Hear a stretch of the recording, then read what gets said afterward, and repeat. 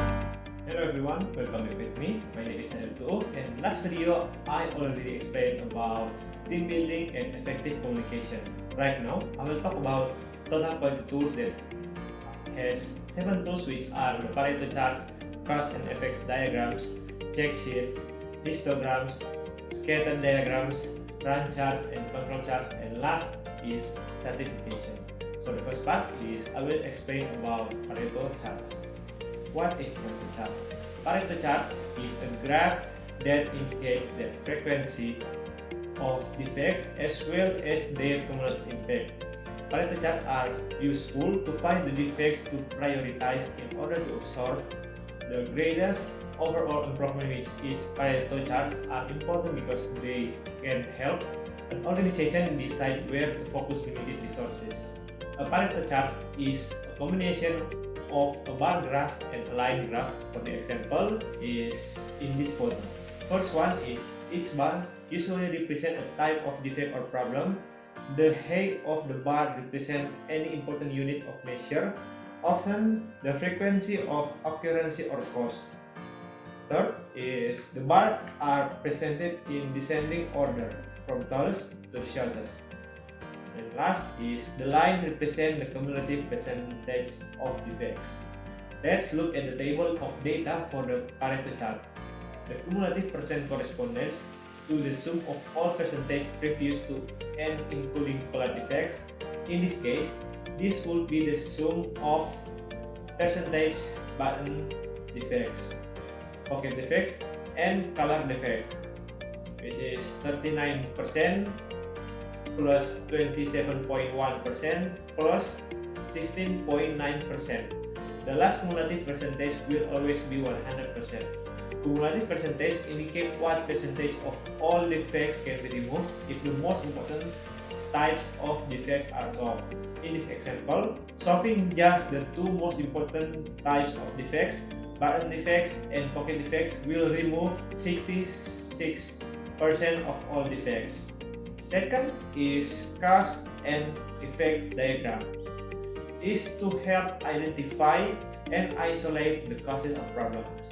To begin making a cause and effect diagram, write the main issue or problem to be analyzed in a box that is typically on the right edge of the page, halfway down the drawing area or page. A line called the spine or backbone should extend to the left starting from the edge of the main box. Next, angle braces of the spine, each representing a cause or effect of the main issue. Each these branches can contain additional branches. Most cause and effect diagrams examine a similar set of possible causes of any issues analyzed. For example, in the service industry, these are described as the 4 Is. First one is surroundings. Then, does your establishment project the right image? Or is it run down? Or is it impersonal? Or is it comfortable? Second one is suppliers. Are there any issues delivering your service? Or do you have problems with low quality food deliveries? Or even are there too many drop phone calls? Can you handle traffic spikes? And third one is systems. That can be question: do you have policies on procedures in place for all scenarios, or do you have modern cash register that help yourself place order and deliver checks efficiently? And last is skills. Are your employees properly trained, or do they have the right experience? And the third is check sheet. Check sheet is about a form or document used to collect data in real time at the location where the data is generated. User can decide what event or problem will be used as basis or for check sheet. Create operational definition and determine when the data will be collected and for how long. For example, show that calls made to wrong number are highest cause of the telephone interruptions in radiology department.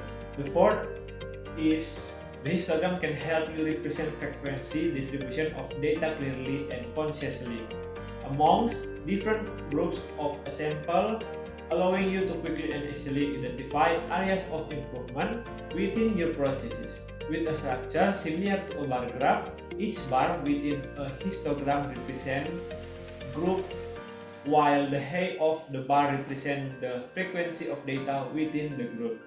Histograms are particularly helpful when breaking down the frequency of your data into categories such as age, days of the week, physical measurements, or any other category that can be listed in chronological or numerical order such as salary. The fifth is scatter diagram. Scatter diagram, also known as a scatter plot, scatter graph, and scatter correlation chart, is a tool for analyzing relationships between two variables for determining how closely the two variables are related. One variable is plotted on the horizontal axis and the other is plotted on the vertical axis. The pattern of their interesting points can graphically show relationship patterns.